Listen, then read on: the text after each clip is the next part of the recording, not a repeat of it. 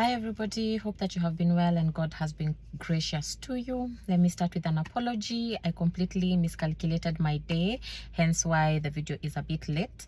But I like to do these videos on Mondays because that is when I've normally done the study, and so the information is, sort of fresh in my mind. That's when I've received the impartation. And so yes, I could easily do this tomorrow when the lighting is perfect, but I feel like this is a word that I need to share today, just how I have received it. We are currently reading the book of Proverbs. If you've never read the book of Proverbs, or if you've never read the Bible, this is literally the easiest place that you could start. Highly recommend. And I wanted to share specifically from between chapter 5, 6, and 7. Those 3 chapters, by the way, I highly recommend any married man, any married woman, any person aspiring to marriage, or just for information in general. They are very, very insightful. And so when I was reading about them, I was thinking in my mind, like, how is this Solomon the same person who had 700 wives and 300 concubines? First message there is that, God will impart to you from any direction. Never discredit the messenger, because God will give his message in any and every way. There's a place in the Bible that says, I will cause the stones to praise me if people do not praise me. So God will give you a message even through a stone. So never discredit the messenger, which I sort of try to do today. May God forgive me, because as I was reading, I was like, how is this the Solomon that I know has 700 wives, and he is speaking about marriage so well, and how you should love your wife and stick to them, and and love your husband and all of these things. And he did the absolute opposite, right? He had 700 wives, 300 concubines. He was worshiping their gods. And so this is what God, just sort of dropped in my spirit, is we know the right thing to do, but we don't do it. Let me backtrack a little bit. As I was sort of going through this thing of how is Solomon the one who wrote this, I decided to do a bit of research on when Solomon wrote the book of Proverbs, because I was like, he can't be in the middle of him having 700 wives, surely. So he wrote it when he was middle-aged, and it is thought to be around the time when God gave him wisdom. So the story about how that happened, just a quick story, is Solomon, God asked him, what do you want? And Solomon said, just give me wisdom. And God was so impressed, and he said, wow, you've not asked for riches, you've not asked for honor, you've not asked for long life, you have asked for wisdom. And so all of these other things, I am going to add them on to you. And so God added him all of those other things, but the conditional one, the one that had a condition, was, if you keep my commandments, I will give you long life. If you keep my commandments, I will give you long life. And this is why it is thought that Solomon generally died very early. Solomon, by the way, died earlier than he would have, simply because he did not follow the commandments of God as God had instructed. And so as I was thinking about it, it's like, the thing you should do, but you don't. Romans chapter 7, Paul says that the thing that I want to do, I don't do. But that which I hate to do is what I do. O wretched man that I am. Some translations say, O wretched and miserable man that I am, who will deliver me from this body of death? Because even Paul, a man who was fully sold out to God, struggled with the flesh. And this was Solomon's what is it called? Misdoing, is it? This is what did Solomon in, is that he did not master his flesh. He had wisdom. Solomon knew everything. The Bible says that he knew about plants, he knew about animals. People would travel, he would tell you, scientific and unasikia jina fulani ya plant, you're like, what is that? Like, Solomon knew everything about everything. The Queen of Sheba traveled across the world to come listen to him. Kings from different countries, people from everywhere would want to hear what Solomon has to say. And this wise man, aliwezwa na wanawake. Okay, I'm sorry. It's so funny, but as in, it's the point of that even wisdom, even with all his wisdom, even with knowing what he's supposed to do, fully knowing, and you can see it in the book of Proverbs, this man 100% knew what he was supposed to do, but he lacked self-control. Proverbs, the end of chapter 5 ends, Proverbs chapter 5 towards the last verse, it says that lack of self-control will lead you to death. exactly what happened for him, that his lack of self-control with women led him to death. And I can apply this with every area. Lack of self-control with your tongue, for example. Maybe you just lie anyhowly, those people who just lie, they don't even know they're lying. Lack of self-control with what you're watching, lack of self-control with, again, your mouth, gossiping. We might think that self-control applies to the big things, and of course, yes it does. You have to have self-control in marriage. You have to have self-control when you're parenting. Oh my goodness, kwanza hapo, you really have to have self-control. You have to have patience with your children and speak to them kindly, even when they're on your last nerve, right?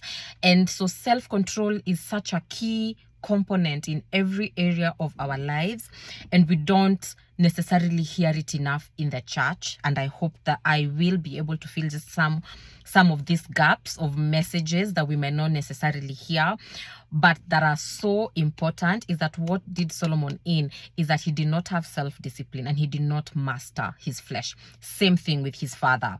David did not master his flesh. He did not master lust. The sin of the eyes is what did him in. Same thing that did Solomon in, only now times 1,000, because he had 700 wives and 300 concubines. But he knew what to do. So I want to ask you today, what right thing do you know you should be doing? You have the wisdom of doing it, but you don't do it. Your parents took you to church. You know the right things to do. You know the right way to live. You know right from wrong. Solomon was given the wisdom of right from wrong, so he knew. You know as well, but you're willfully sinning. You are willfully doing what it is you know that you should not do. Like Paul said, he was surrendered to God, but he said that the sin that is within him would cause him to do the things that he does not want to do.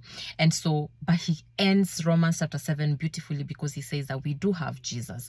We do have Jesus Christ that stands in the gap, that perfects us daily and causes us to be more than what we could be by ourselves. He perfects us. The Holy Spirit guides us. Proverbs chapter 5 again does say that, I believe it's chapter 5, trust God with all your heart and lean not on your own understanding. Lean not on your own understanding. Solomon started to lean on his own understanding, which is why he listened to what the wives were saying. He started worshiping foreign gods all over the place. He started leaning on his understanding. There is a difference between the wisdom that God gives and the wisdom that comes from man. The wisdom that God gives is the wisdom that wrote the book of Proverbs. How God intends marriage, how God intends for us to live our lives in every area of our lives. That was the wisdom of God writing the book of Proverbs. But somewhere along the way, Solomon started depending on his own wisdom to guide him in life, and it led him astray. And we are living life depending on our own wisdom. Let me tell you, education is a good and wonderful thing, but sometimes we get so educated at times that now we want to be scientific. We want to rationalize, we want to rationalize creation. We want to rationalize our walk with God. This is something that is here. Faith is here. And Solomon also says that guard your heart, because from it all things flow. You have to guard your heart. You have to guard it jealously. You have to guard what comes into it. You have to guard your heart from bitterness, guard it from envy, guard it from jealousy, guard it from selfishness and self-centered. You have to guard your heart, because everything is going to flow from it. If you see somebody being bitter, it's because that's all that is in their heart, and they have allowed for that bitterness to fill them up. If you see somebody being envious, it's because that is what has filled them up. Because the Bible again also says that from your heart is where it all flows out, right? So you flow out what is within you. And so my main message for today was self-control and self-discipline. The wisest man in the world failed in this area. The wisest man in the world did not have self-control. He did not have self-discipline. He was not able to master his flesh. Imagine the things and the plans that God had for Solomon had he stayed on path. This is a God that loved Solomon so much that gold and silver were like stones. You could literally you're walking and gold and silver is everywhere. If you were to Google Solomon's wealth in today's valuation, it's in the trillions. It's about, I think, 2 point something trillion, I guess, dollars. If his value today, in today's world. That's how wealthy he was. Like, he was mind-blowingly rich. God gave him everything. God gave him honor.